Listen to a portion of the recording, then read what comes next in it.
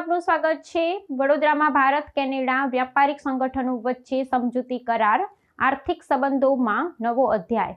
વડોદરાના આંગણે આયોજિત આ ઉચ્ચ સ્તરીય બેઠકમાં ભારત કોમનવેલ્થ વ્યાપાર પરિષદ અને આલ્બર્ટા ઇન્ડિયા વાણિજ્ય મંડળ વચ્ચે ઐતિહાસિક સમજૂતી કરાર પર હસ્તાક્ષર કરવામાં આવ્યા છે। આ કરારનો મુખ્ય ઉદ્દેશ્ય ગુજરાત અને કેનેડાના આલ્બર્ટા રાજ્ય વચ્ચે આર્થિક સહયોગને પ્રોત્સાહન આપવાનું છે। આ બેઠકમાં બંને પક્ષોએ વ્યાપારિક અવરોધો દૂર કરી સહિયારા વિકાસ માટે એક સમાન મંચ પૂરું પાડવાની કટિબદ્ધતા વ્યક્ત કરી હતી।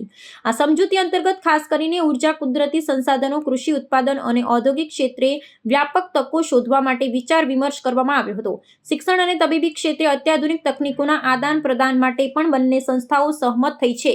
આ ક્ષેત્રીય જોડાણથી સ્થાનિક ઉદ્યોગ સાહસિકોને આંતરરાષ્ટ્રીય બજારમાં નવી તકો પ્રાપ્ત થશે અને બંને દેશોના આર્થિક સંબંધો વધુ સુદૃઢ બનશે તેવી અપેક્ષા રાખવામાં આવી રહી છે। આ વ્યૂહાત્મક ભાગીદારી આગામી સમયમાં નિકાસ અને વિદેશી રોકાણને આકર્ષવામાં નિર્ણાયક સાબિત થશે।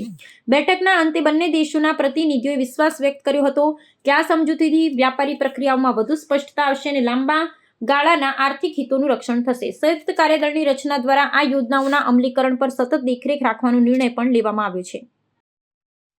આઈસીટીસી ગુજરાત અને આલ્બર્ટા ચેમ્બર ઓફ કોમર્સ સાથે મળીને કેટલાક ઔદ્યોગિક ક્ષેત્રે કામ કરશે, જેની અંદર ખાણ અને ખનિજ, ફાર્માસ્યુટિકલ્સ, મિનરલ્સ અને ઇન્ડસ્ટ્રીયલ પ્રોડક્ટ્સ પર વધારે ભાર આપવામાં આવ્યો છે। સાથે સાથે આલ્બર્ટાની પાસે ઘણું બધું નેચરલ રિસોર્સ છે, તો એ ક્ષેત્રે પણ આગળ જતાં ભારતને કેવી રીતે નેચરલ રિસોર્સિસ ઉપલબ્ધ કરાવવામાં આવે એ દિશામાં પણ આપણે કામ કરીશું।